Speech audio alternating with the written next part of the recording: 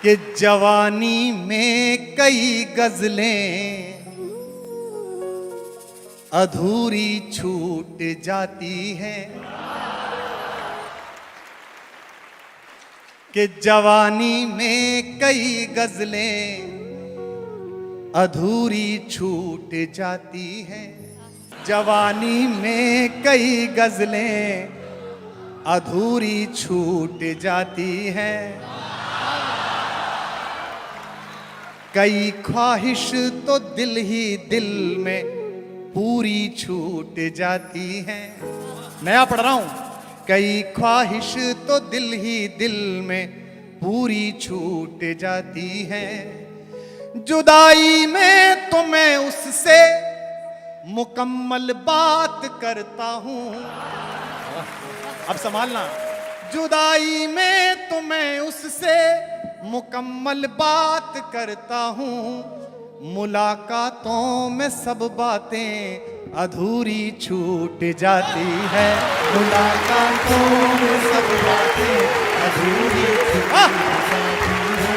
मुलाकातों में सब बातें अधूरी छूट जाती है। मैं चार पंक्तियां सुनाता हूं। वादा कर रहा हूं आपसे, जो लोग इस हॉल में, पत्रकार बंधु, वेब पोर्टल के लोग, रिकॉर्डिंग करने वाले, ये सोच के आए कि कुमार विश्वास कोई बोलेगा, एक प्रोग्राम है शहीदों के लिए, वॉर विडोज के लिए, और लकीली वहां भाजपा के कुछ लीडर्स हैं, तो बिल्कुल इस गलतफहमी में मत रहना। मैं एक भी नाम नहीं लूंगा और सब बोलूंगा। अब पहली लाइन सुन के आप वहां करके बता देना, मैं समझ जाऊंगा कि आप समझ। सुनिए, इनकी भी पार्टी एक कवि की बनाई हुई है, अभी तो यहां पहुंचे हैं ये। जब पूज्य अटल बिहारी वाजपेयी जी का शव अपने अंतिम गंतव्य तक जा रहा था, तो मैं आज तक पर था, तो किसी पैनलिस्ट ने कह दिया कि दक्षिण पंथ के भीष्म पितामह जा रहे हैं। तो मैंने कहा यह तुलना गलत है, क्योंकि भीष्म ने तो अपने सामने अपने दोनों पक्षों को समाप्त होते हुए देखा। अगर 1980 में सागर के किनारे अकेले बोलने वाले एक आदमी जिसने कहा था कि उजाला निकलेगा, अंधेरा छटेगा, कमल खिलेगा, अगर उसके पीछे एक प्रधानमंत्री और उसकी पार्टी के 19 मुख्यमंत्री चल रहे हैं, तो हमारे गांव में कहते हैं कि जो पड़पोतों का मुंह देखकर मरता है उसे स्वर्ग में सीढ़ी मिलती है, उस परदादा को सीढ़ी मिलती है। लेकिन एक बात इन नेताओं से भी कहनी है, यहां भाजपा के, आम आदमी पार्टी के, और बचे हुए तो कांग्रेस के भी नेता बैठे होंगे निश्चित रूप से। आजकल बताते नहीं है ना वो। अरे वो हाथ हिलाया, क्या बात, नहीं वो तो अच्छा, अलग अलग पार्टीज के लोग बैठे हुए हैं। एक बात आपसे भी कहनी है, हम बड़े अच्छा लगा हमें कि प्रधानमंत्री और बहुत सारे मंत्री, अलग अलग पार्टी के नेता, राहुल गांधी जी और तमाम लोग अटल जी के शव के पीछे चले। अच्छा लगा, हम आपके आभारी हैं कि आपने हमारे एक कवि का इतना सम्मान किया। अच्छा लगा कि 9 किलोमीटर आप 7 किलोमीटर चले उनके शव के पीछे, लेकिन कोशिश करिए कि उनके पदचिन्हों पर भी 2 कदम चल के दिखाएं। कि पुरानी दोस्ती को इस नई ताकत से मत तोलो। ताकत भी कितनी, 4-5 महीने की। कि पुरानी दोस्ती को इस नई ताकत से मत तोलो। एक निवेदन आपसे यह है कि इस हॉल में जो लोग 1, 2, 3 आए हैं, दोस्त लोग आए हैं, जिंदगी में दोस्तियों का सम्मान करना जो आपके बचपन से साथ चली हों। जो लोग अपने सहचरों का सम्मान नहीं करते, रास्ते उनका सम्मान नहीं करते, मंजिलें तो छोड़ दीजिए। ये मैं इसलिए कह रहा हूं कि एक छोटा सा शपथ ग्रहण समारोह होता है, उसमें कितने सारे अतिथि आते हैं पीछे खड़े होने के लिए। दुनिया का सबसे बड़ा शपथ ग्रहण समारोह हुआ, दुनिया का सबसे बड़ा राज्याभिषेक हुआ, जब 14 साल बाद राम लौट कर आए। उन्हें राजा घोषित करना था, भरत व्यवस्था कर रहे थे। एक मुख्यमंत्री शपथ लेता है तो कितनी भीड़ आती है। देखा था आपने, कर्नाटक में शपथ हुई थी, कितने लोग पीछे खड़े थे, बहुत सारे आए थे, फ्यूज बल्बों की झालर पूरी एकदम पीछे। हाँ, हमारा वाला लट्टू भी था। तो इतने सारे लोग आते हैं, लेकिन राम का राज्याभिषेक हुआ। भरत ने पूछा कि भाई साहब किसको बुला लें, गेस्ट किसे बुला लें।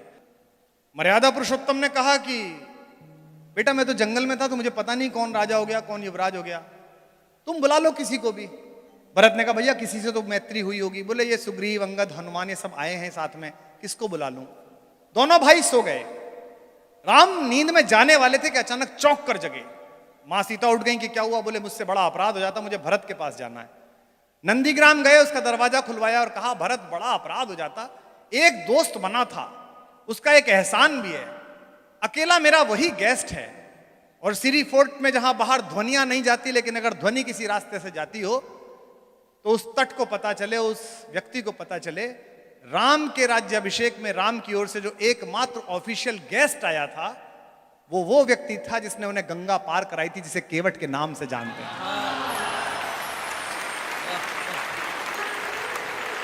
इसे कहते हैं मैत्रियां निभाना।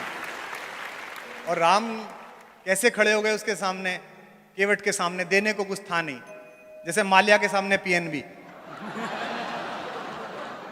तो राम पर कुछ देने को नहीं था, लेकिन ये महिलाएं बैठी हैं, भाभियां बैठी हैं, ये चेहरा पढ़ लेती हैं पति का। सीता भारतेश्वरी हैं, उन्होंने अपने पति का चेहरा पढ़ लिया और उन्होंने कैसा काम किया जो दुनिया की कोई स्त्री नहीं कर सकती, केवल भारत की महिला कर सकती है अगर पति संकट में हो। इस पर आप तालियां देना। जैसे उन्होंने अपने पति का म्लान मुख देखा, बाबा तुलसी लिखते हैं, पिय हिय हित सिय जानन हारी। अपने पति के हृदय का हित जानने वाली सीता ने क्या किया? मुदित मगन मणि मुंदरी उतारी, अपनी डायमंड रिंग निकाल के दे दी कि ये दे दो गंगा पार कराने के लिए। इसे कहते हैं त्याग। और वो केवट भी ऊंची रकम था, उत्तर प्रदेश का था वो। हम यूपी वाले तो ऊंची रकम होते ही हैं। तो उन्होंने कहा कि भाई ये रख ले, तो केवट बोला जी रहने दो, हम तो स्टाफ के आदमी हैं। राम ने कहा तेरा हमारा क्या स्टाफ? बोले जाति अलग है, काम तो एक ही है, तुम भवसागर पार कराते हो, मैं गंगा पार कराता हूं, काम तो एक। वाल्मीकि लिखते हैं, रामो द्विर न भाषते, राम दो बात नहीं बोलता। राम ने कहा यार तेरा उधार रह जाएगा, चुकाऊंगा कैसे? जो बात कही उस पर पूरा सदन उछल जाएगा। केवट ने कहा उधार छोड़ूंगा नहीं, ले लूंगा। बोले कब लेगा? बोले आज गंगा पार कराने का मैं नहीं ले रहा, मर के मैं आऊं तो भवसागर पार कराने का तू मत लेना, इसमें क्या है, बराबर का मामला। अब इस मैत्री के नाम पंक्ति पढ़ रहा हूं, सुनिए। पुरानी दोस्ती को इस नई ताकत से मत तोलो, ये संबंधों की तुरपाई है, षड्यंत्रों से मत खोलो। ये संबंधों की तुरपाई है, षड्यंत्रों से मत खोलो। नाम नहीं लूंगा, समझोगे आप सब। ये संबंधों की तुरपाई है, षड्यंत्रों से मत खोलो। मेरे लहजे की छैनी से गढ़े कुछ देवता जो कल, मेरे लहजे की छैनी से गढ़े कुछ देवता जो कल, मेरे लफ्जों पे मरते थे वो अब कहते हैं मत बोलो।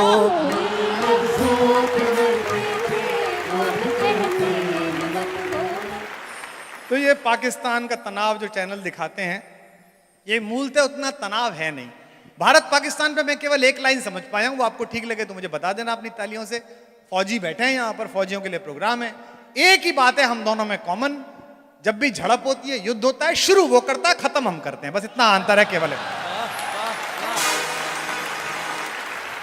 लेकिन एक बात बताऊं, मैं जब सर्जिकल स्ट्राइक हुई तो सुबह सुबह बड़ा अच्छा लगा और हमने तुरंत ट्वीट कर दिया भारत की सेना के लिए। उसके बाद ही रायता प्रारंभ हुआ डुल्ला। तो तुझे बड़ा पता है कर रहा, तब तो तूने भी वोट दी थी, तब तो तू भी सफाई अभियान कर रहा था कि भाई साहब 2 दे के आया हूं, तुरंत मुंह में डाल ली थी उंगली। तो सब वो हमने ट्वीट कर दिया और भारत की सेना और आज तक वास्तक ने चला दिया कि कुमार विश्वास ने कविता लिख दी। लेकिन जब मैंने वहां के रक्षा मंत्री का बयान सुना तो मेरा वीर रस हास्य रस में परिवर्तित हो गया। इतना अद्भुत देश है। प्रेस कॉन्फ्रेंस में उनके रक्षा मंत्री से पूछा प्रेस वाले ने कि साहब वो कितना नुकसान हो गया है सर्जिकल स्ट्राइक से? तो वो बोला जी अंधेरे की वजह से पता नहीं चल पाया। रक्षा मंत्री है वो।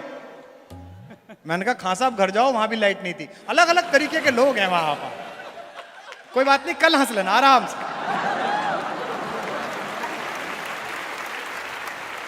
वहां की पार्लियामेंट में बिलावल भुट्टो ने कहा कि साहब वो भारत के जहाज घुसे तो हम पकड़ क्यों नहीं पाए? तो रक्षा मंत्री बोला साहब वो हमारे रडार पकड़ नहीं पाए।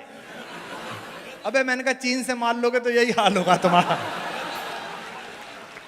तुम्हारा रडार नहीं चल रहा, हमारी होली पे पिचकारी नहीं चली।